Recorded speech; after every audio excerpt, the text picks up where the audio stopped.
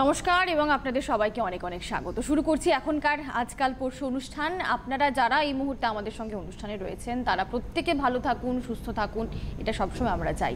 আর ভালো থাকতে গেলে, সুস্থ থাকতে গেলে আমাদের নিজেদের ইনিশিয়েটিভটা কিন্তু সব থেকে আগে দরকার। আমি যদি সঠিক পদক্ষেপ করতে না পারি, আমি ভালোও থাকতে পারবো না, সুস্থও থাকতে পারবো না। জানেন তো, মন্ত্রের কিন্তু অপার শক্তি রয়েছে এবং এটা যারা সঠিকভাবে তা প্রয়োগ করতে পারেন তারা সেটা জানেনও। আপনার জন্য কোনটা প্রয়োজনীয়, কিভাবে সেটা করবেন আপনি অবশ্যই জানবো আজকের অনুষ্ঠানে। সঙ্গে শ্রীগোপাল ভট্টাচার্য। স্বাগত গোপাল দা। মন্ত্রের এপিসোড চলছিল। আমি আপনাদের বলছিলাম যে আমাদের প্রত্যেকের মানুষের তো কিছু না কিছু সমস্যা কারো না কারোর লেগেই রয়েছে। কারো হয়তো সংসারে আর্থিক শ্রীবৃদ্ধি সেইভাবে হতে চাইছে না, কারো হয়তো ছেলেকে নিয়ে খুব চিন্তিত, ছেলের কিছুতেই চাকরি হচ্ছে না, কেউ হয়তো মেয়েকে নিয়ে চিন্তিত, মেয়ের বয়স বেড়ে যাচ্ছে, বিয়ে কিছুতেই হচ্ছে না। তো এরকম কারোর হয়তো ছেলে মেয়ে পড়াশোনা ঠিকমতো করতে চাইছে না, কারো হয়তো লকডাউনে চাকরি চলে গেছে, চাকরি পাচ্ছেন না, কারো হয়তো চাকরি ক্ষেত্রে কোনো উন্নতি নেই, গ্রোথ নেই, শ্রীবৃদ্ধি নেই। তো এরকম প্রত্যেকটা মানুষের কিছু না কিছু সমস্যা থাকে। এখন এই সমস্যাগুলোকে অনেকাংশে কমাতে গেলে দেখুন, সমস্যা তো আমরা সবসময় বলে থাকি কী জন্য, সমস্যা কেন হয়, কী জন্য আসে। অর্থাৎ আমাদের জন্মকুষ্ঠিতে বা আমরা যে সময় জন্মেছি সেই সময় যদি গ্রহগত অবস্থান যদি আমার জন্মছকে কোনো দোষ করে থাকে, কোনো বাজে কম্বিনেশন করে থাকে, তাহলেই আপনাকে কপালের গুণে বা কপালের গুণেই বলুন বা কপালের ফেরেই বলুন, আপনাকে সমস্যার মধ্যে দিয়ে চলতে হয়। সমস্যাগুলো থেকে কিছু মিটতে চায় না। আর দেখুন, মানুষের যখন সমস্যা বেশি থাকে তখন তাদের কিন্তু যখন মানুষের ডিপ্রেশন বেশি কাজ করে, যখন হতাশা বেশি কাজ করে, তখন কিন্তু মানুষ কিন্তু আধ্যাত্মিকতাকে ভুলে যায়, কোনো কিছুকেই ভালো লাগে না তখন আর তার। মনে করুন একটা ছেলে দীর্ঘদিন ধরে চাকরি নেই, সে তো কি করবে, সে তো মেন্টালি ডিপ্রেসড, মেন্টালি মানে হতাশাগ্রস্ত। এখন এই যে মেন্টালি হতাশাগ্রস্ত হয়ে পড়লে হবে না কোনো কাজে, সেই জায়গা থেকে নিজেকে বের করতে হবে। এবং সেই জন্য বলতে হয়, শুধু সুখের সময় ভগবানকে স্মরণ করব এমন নয়, আমার যখন ভালো টাইম তখন আমি ঠাকুরকে ডাকবো তা নয়, আমার যখন খারাপ সময় তখনই এই মন্ত্রের উচ্চারণগুলো, মন্ত্রগুলো নিয়মিতভাবে একটা প্র্যাকটিসের মধ্যে দিয়ে চলতে হবে। তবেই আপনি আপনার যে সমস্যা, আপনার যে দুঃখ, আপনার যে কষ্ট, আপনার যে যন্ত্রণা, সেটা কেউ হয়তো তার হাজব্যান্ডকে নিয়ে সমস্যা, এগুলো থেকে মুক্ত পাবেন। তো সেই জন্য আজকেও মন্ত্রের এপিসোড, কোন মন্ত্র যাদের যে আমি যেমন বলবো যে আজকে বলবো বিদ্যায় বাধা এলে ছাত্রছাত্রীরা কি মন্ত্র পাঠ করবে, ঠিক আছে, চাকরি যাদের চলে গেছে, চাকরি যাতে ভালো পান বা চাকরি যাতে শুভ যোগাযোগ হয়, এখন কি মন্ত্র পাঠ করা উচিত, কি যাদের ছেলেদের ক্ষেত্রে বিয়ের বাধা এলে কি মন্ত্র পাঠ করা উচিত, মেয়েদের ক্ষেত্রে বিয়েতে যদি বাধা প্রচণ্ড দেখাশোনা হচ্ছে, বহু দেখাশোনা হচ্ছে কিন্তু বিয়ে হচ্ছে না, কি মন্ত্র পাঠ করা উচিত, এই সম্পর্কে আমি আজকে বলবো। তবে মনে হয় একজন ফোনে আছেন। হ্যাঁ, নমস্কার। হ্যাঁ নমস্কার, বলুন, একটু জোরে বলুন। হ্যাঁ বলুন।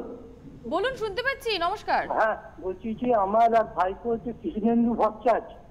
হ্যাঁ, কৃষ্ণেন্দু ভট্টাচার্য, জন্ম তারিখ 1 সেপ্টেম্বর। আপনি কার সম্বন্ধে জানবেন? আমার ভাইপোর সম্বন্ধে জানতে চাইছি। আপনার ভাইপোর সম্বন্ধে জানবেন তো? কোথা থেকে ফোন করছেন আপনি? আমি হাওড়া আন্দুল থেকে বলছি।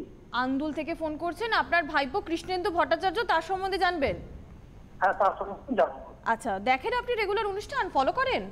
না ওরে বাবা, একদম সারা জীবন দেখছি, সারা জীবন। উনি তো আমার দেবতার মতো একবারে, সারা জীবন দেখছি যতদিন উনি আসছেন। কতদিন ধরে দেখছেন? বহু বছর। তার মানে বহু বছর। আমি যতদিন ধরে আছেন, ততদিন ধরে আসছেন, ততদিন ধরে আমরা দেখছি। আমরা ভীষণ এইসব বিশ্বাস করি, আমার বাবা টাবারা খুব বিশ্বাস করতো, আমরা খুব দেখি। আপনার বলুন ডেট অফ বার্থ বলুন আপনার ভাইপোর। ডেট অফ বার্থ হচ্ছে 1 সেপ্টেম্বর। হ্যাঁ, 1 সেপ্টেম্বর 1983। 82?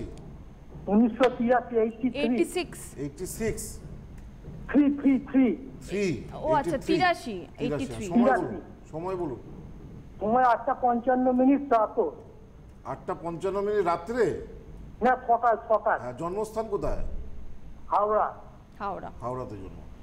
আচ্ছা, আবার বলি, আপনি যে date of birth, time of birth, place of birth দিয়েছেন সেটা অনুযায়ী 1 সেপ্টেম্বর 1983 সকাল হ্যাঁ, 8টা বেজে 183 সকাল 8টা বেজে 55 এবং জন্মস্থান হ্যাঁ। হচ্ছে হাওড়া।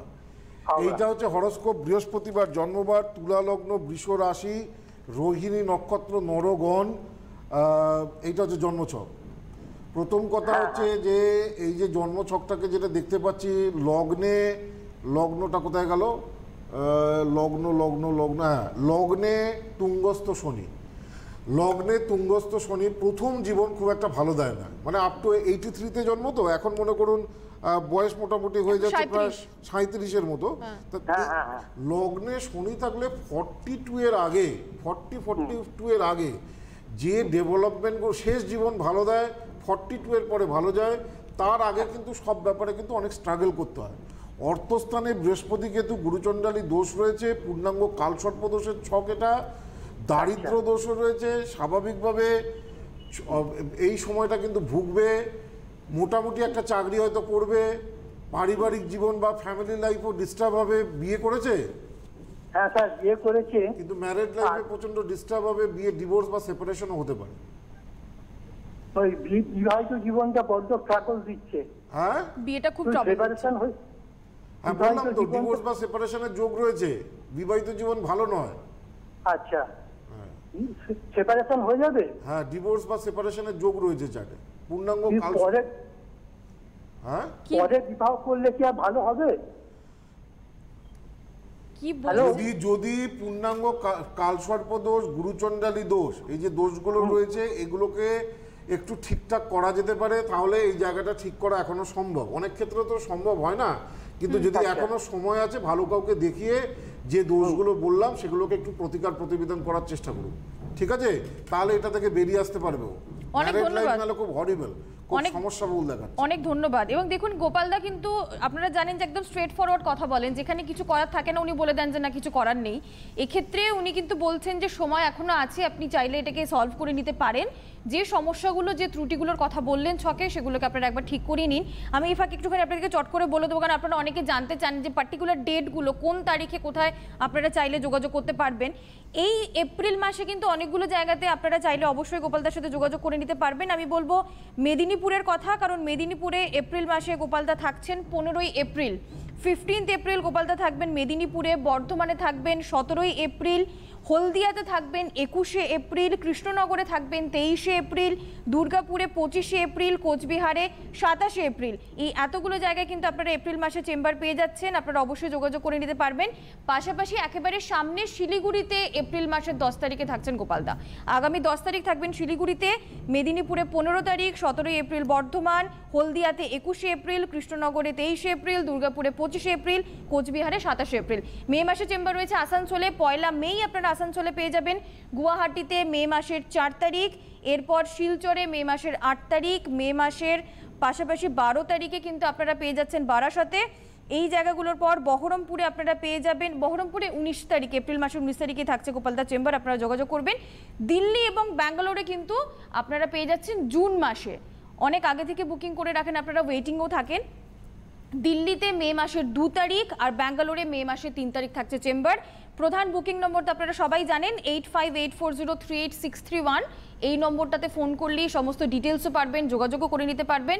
বারাসাত এবং বর্ধমানের জন্য 8584038640। আর আর্জেন্ট বুকিংয়ের ক্ষেত্রে আপনারা জানেন যে গড়িয়াহাটে আর্জেন্ট বুকিং আপনারা করাতে পারেন, সেই অপশন রয়েছে আপনাদের কাছে। 9007935831। এটা হচ্ছে গড়িয়াহাট চেম্বারের জন্য আর্জেন্ট বুকিংয়ের নম্বর, যেখানে আমরা ছিলাম গোপালদা। প্রথমে আসি মেয়েদের ক্ষেত্রে, বিয়ের বাধা হলে আপনারা কি করবেন? এটা কিন্তু মেয়েদেরই করতে হবে, মাদের নয়। মাদের জন্য বলে দিচ্ছি, যে পরে বলছি। যে সমস্ত মেয়েদের বিয়েতে বাধা আসছে, বা মনে করুন বৈবাহিক জীবনটাও খারাপ, ম্যারেড লাইফটা খারাপ, তারা কি করবে? দেখুন, দশকর্মার দোকানে হরিতাল কিনতে পাওয়া যায়, খুব খুব ভালো জিনিস একটা হরিতাল। 3 টাকা করে বা 5 টাকা করে মনে হয় গ্রাম, 1 গ্রামের দাম 3 টাকা বা 5 টাকা। তো মোটামুটি 10 গ্রাম বা 15 গ্রাম এরকম হরিতাল কিনতে পাওয়া যায়। হ্যাঁ, হলুদ রঙের দেখতে হয়। হরিতাল আর গোটা হলুদ, আমরা যে দেখবেন এখন তো হলুদের প্যাকেট বেরিয়ে গেছে, কিন্তু আগে তো গোটা হলুদ, এখনো গোটা হলুদ পাওয়া যায়। পাওয়া যায়। হ্যাঁ, শুকনো যে গোটা গাঁট হলুদ যেটাকে বলে, বাজারে পাওয়া যায়। যে কোনো শুক্লপক্ষের সোমবার থেকে এটা শুরু করবেন। যে কোনো শুক্লপক্ষের সোমবার প্রথমে যদি বাড়িতে শিবলিঙ্গ থাকে তাহলে শিবের পুজো করবেন। বাড়িতে যদি শিবলিঙ্গ না থাকে তাহলে বাড়ির কাছাকাছি যদি কোনো মন্দির থাকে শুক্লপক্ষের সোমবার থেকে শুরু করবেন। এই পদ্ধতিটা, এই আধ্যাত্মিক পদ্ধতিটা শুক্লপক্ষের সোমবার থেকে শুরু করবেন। বাড়ির কাছাকাছি যদি শিবের মন্দির থাকে সেখানে কি বলে একটু জল দিয়ে, দুধ দিয়ে, সিদ্ধি দিয়ে, যেমনভাবে আপনারা শিবের যেমন পুজো করেন, যে কোনো শুক্লপক্ষের সোমবারে শিবের পুজো করে শিবকে 5টা ফল অর্পণ করে এই হলুদ আর হরিতাল একটুখানি হরিতাল আর একটা হলুদ ভগবান শিবের পায়ের কাছে রাখবেন বেলপাতার উপরে রেখে ও নম পার্বতী পতয়ে হরায় নম, চোখ বন্ধ করে মনে মনে 108 বার পাঠ করবেন পার্বতী পতয়ে হরায় নম এই মন্ত্রটা। এবার এই হরিদ্রা আর হলুদ, গোটা যে হলুদ, এই হলুদটা একটা ছোট্ট প্লাস্টিকের মধ্যে পুড়ে একটা কোনো লাল কোনো ধরনের সুতো দিয়ে বেঁধে নিজের পার্সে, যে সমস্ত মেয়েদের বিয়ে হচ্ছে না নিজেদের পার্সে রাখবেন এবং প্রত্যেক দিন যে কোনো সময়, বিশেষ করে সকালবেলা স্নান করে উঠে ওই শিবের সামনে, ভগবান শিবের সামনে বসে নম পার্বতী পতয়ে হরায় নম এই মন্ত্র নিয়মিতভাবে জপ করলে দেখা গেছে যে মেয়েদের ক্ষেত্রে যদি বিয়ের বাধা যদি কাটে, বিয়ে যোগাযোগ হচ্ছে না, বিয়ের বিজ্ঞাপন দিচ্ছেন হচ্ছে না, তাহলে কি বললাম, শুক্লপক্ষে সোমবার হরিদ্রা দশকর্মার, এই হরিতাল দশকর্মার দোকানে কিনতে পাওয়া যায়, আর একটা গাঁট হলুদ ভগবান শিবের পুজো করে শিবের পায়ের কাছে রেখে বেলপাতার উপরে হরিদ্রা এবং হলুদ এবং হরিতালটা রেখে 108 বার পার্বতী পতয়ে হরায় নম মন্ত্র উচ্চারণ করে ওইটাকে নিজের কাছে রাখতে এবং প্রত্যেক দিন 108 বার করে নম পার্বতী পতয়ে হরায় নম এই মন্ত্র যদি জপ করে মেয়েদের বিয়ের বাধা কিন্তু দূরীভূত হয়। মনে হয় ফোনে কেউ আছে? একদম ফোনে রয়েছেন একজন। হ্যাঁ নমস্কার, বলুন। নমস্কার দিদি, গোপালদার বলুন। কোথা থেকে বলছেন ম্যাডাম? আমি মুম্বাই থেকে বলছি। মুম্বাই থেকে, বলুন কার সম্বন্ধে জানবেন? আমার ছেলের সম্বন্ধে। ছেলের সম্বন্ধে। ছেলের নাম কি? ছেলের নাম দেবায়ন ঘোষ। দেবায়ন ঘোষ। বলুন ডেট অফ বার্থ বলুন। 21/6/99। 99। 21/6/99। হ্যাঁ 93 99। হ্যাঁ সময় বলুন। সকাল 6টা 53 এক মিনিট দাঁড়ান। 21/6/1999, 21/6/1999 সকাল 6টা 53। সকাল 6টা 53। কোথায় জন্মস্থান? জন্মস্থানটা কোথায়? আরে জন্মস্থান কোথায়? হ্যালো, আপনি কি আছেন ফোনে? হ্যালো, লাইনটা কোনো কারণে ডিসকানেক্ট। হ্যাঁ কোনো কারণে সমস্যা হয়েছে, শুনতে পাচ্ছেন না উনি। ঠিক আছে, আমি বলতে থাকি। এইটা গেল 1 নম্বর। 2 নম্বর হচ্ছে যে এবারে ছেলেদের ক্ষেত্রে বিয়ের বাধা হলে কী করবেন? ছেলেদের ক্ষেত্রে সেই একই নিয়ম, খালি মন্ত্রটা আলাদা, জিনিসগুলো আলাদা। ছেলেদের ক্ষেত্রে যদি বিয়ের ক্ষেত্রে প্রচণ্ড বাধা আসে, শুক্লপক্ষে সোমবার ভগবান শিবের পুজো করে সাদা ফিটকিরি আর হিং, সাদা ফিটকিরি হিং, যেটা রান্নাতে যে হিং ব্যবহার করা হয়, ভগবান শিবের পায়ের সাদা ফিটকিরির একটা টুকরো ভাঙা নয়, সাদা টুকরো একটা, যে কোনো ছোট টুকরো হলেও হবে, সাদা ফিটকিরি আর হিং ভগবান শিবের কাছে রেখে পত্নী মনোরমাং দেহি মনোবৃত্তানুসারিণীম তারিণী দুর্গা সংসারং সাগরস্য কুলোদ্ভবেৎ এই মন্ত্র যদি রেগুলার 108 বার করে পাঠ করা যায়, আবার বলছি, পত্নী মনোরমাং দেহি, মনের মতো যেন আমি পত্নী লাভ করি, মনের মতো যেন আমি স্ত্রী পাই। হ্যাঁ, কেন হাজব্যান্ড ওয়াইফ হচ্ছে মনের মতো হতে হবে, যেন আমাকে ভালোবাসে, আমাকে স্নেহ করে। পত্নী মনোরমাং দেবী মনাবৃত্তানুসারিণীম তারিণী দুর্গ সংসার সাগরস্য কুলোদ্ভবম এই মন্ত্র ছেলেরা প্রত্যেক দিন 108 বার পাঠ করে ওই যে সাদা হরিতকি, এই সাদা ফিটকিরি আর হিং যেটা ভগবান শিবের কাছে অর্পণ করলো, একটা সাদা প্লাস্টিকের মধ্যে পুরে সাদা সুতো একটুখানি পেঁচিয়ে নিজের পার্সে বা নিজের ব্যাগের মধ্যে রাখুন এবং প্রত্যেক দিন এই মন্ত্রটা পত্নী মনোরমাং দেহি মনোবৃত্তানুসারিণীম তারিণী দুর্গ সংসার সাগরস্য কুলোদ্ভবম এই যে মন্ত্রটা রয়েছে প্রত্যেক দিন 108 বার করে পাঠ করলে ছেলেদের ক্ষেত্রে বিয়ের বাধা দূরীভূত হয়। অবশ্যই। এবার আসি চাকরির ক্ষেত্রে। দেখুন, লকডাউনের ক্ষেত্রে অনেক ক্ষেত্রেই চাকরি অনেকে চলে গেছে, চাকরি পাচ্ছেন না। হ্যাঁ, সব থেকে ভালো হচ্ছে চাকরি পাওয়ার ব্যাপারে বলুন, চাকরি সংক্রান্ত যাবতীয় সমস্যা বলুন, চাকরি সংক্রান্ত যাবতীয় প্রবলেম বলুন, সব চাকরি পাচ্ছেন না, ধরুন ভালো চাকরি পাচ্ছেন না, সব থেকে ভালো হচ্ছে বৈজয়ন্তী মালা তৈরি করা। বৈজয়ন্তী মালা কাকে বলে? বৈজয়ন্তী মালা কি? স্ফটিকের মালাকে 21 দিন একটি নির্দিষ্ট মন্ত্রে অভিমন্ত্রিত করলে সেটা হচ্ছে বৈজয়ন্তী মালা হয়ে যায়। ওই জন্য যেমন আমি মন্ত্রজপ দেখিয়েছিলাম না, হাতের করে গুনে গুনে গুনে গুনে মন্ত্রজপ, সেরকম স্ফটিকের মালাকে যদি গুনে গুনে গুনে গুনে মনে করুন আপনি আর্থিক উন্নতির জন্য মন্ত্র পাঠ করছেন, 21 দিন করতে হবে। ওই এক মালা করে প্রত্যেক দিন জপ করতে হবে, অর্থাৎ একটা মালার মধ্যে যতটা 108টা সাধারণত স্ফটিক থাকে। হ্যাঁ, চাকরি সংক্রান্ত যে কোনো ব্যাপারে প্রবলেম, চাকরি সংক্রান্ত যে কোনো ব্যাপারে সমস্যা, স্ফটিকের মালা ধারণ করা, স্ফটিকের মালায় যে কোনো কিছু জপ করা, বিশেষ করে যে মন্ত্রটা আমি বলছি বৃত্তেশ্বর মন্ত্র প্রত্যেকেই জানেন, ওং শ্রীং ওং রিং শ্রীং রিং ক্লিং শ্রীং ক্লিং বৃত্তেশ্বরায় নমঃ। 108 বার পাঠ করতে হবে প্রত্যেক দিন। পাঠ করার পরে মালাটাকে পড়তে হবে, পরে আবার মালাটা ঠাকুরের সিংহাসনে খুলে রাখতে হবে। এইভাবে 21 দিন করতে হবে। 21 দিন করার পরে মালাটাকে আর খোলার দরকার নেই, গলাতেই পড়ে থাকবেন এবং প্রত্যেক দিন ওই বৃত্তেশ্বর মন্ত্র ওম শ্রীং ওম রিং শ্রীং রিং ক্লিং শ্রীং ক্লিং বৃত্তেশ্বরায় নমঃ। আবার বলছি ওম শ্রীং ওম রিং শ্রীং রিং ক্লিং শ্রীং ক্লিং বৃত্তেশ্বরায় নমঃ। বৃহস্পতির বীজ মন্ত্র ঐং ক্লিং হুং বৃহস্পতয়ে নমঃ। মহালক্ষ্মী মন্ত্র শ্রীং মহালক্ষ্মী নমঃ। এই মন্ত্রগুলো যত জপ করবেন না, চাকরি পাওয়ার জন্য, চাকরিতে উন্নতির জন্য, আর্থিক শ্রীবৃদ্ধির জন্য সবসময় বৃত্তেশ্বর মন্ত্র, মহালক্ষ্মী মন্ত্র জপ করবেন। বৃত্তেশ্বর মন্ত্র বলে দিলাম আর মহালক্ষ্মী মন্ত্র বলে দিলাম।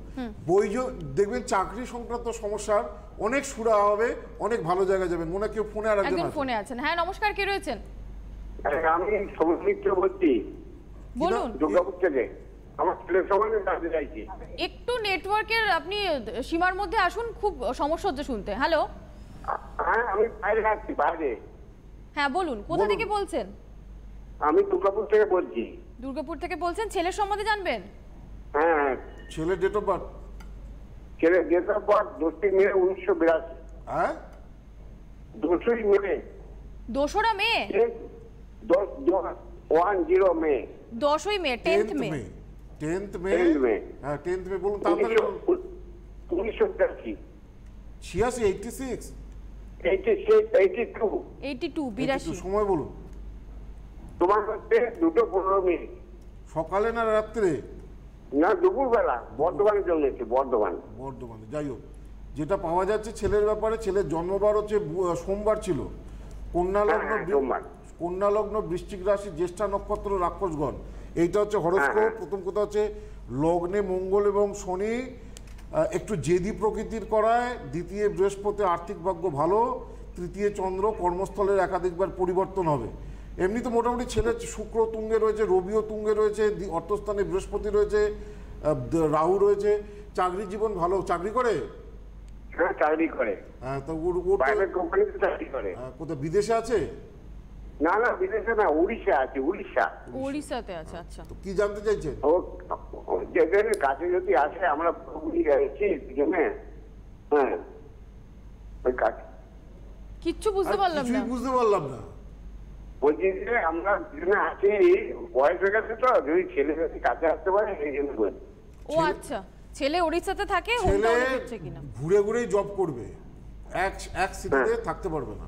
প্রচুর ঘুরে ঘুরে জব রয়েছে, এখন হোম টাউনে আসতে পারবে না।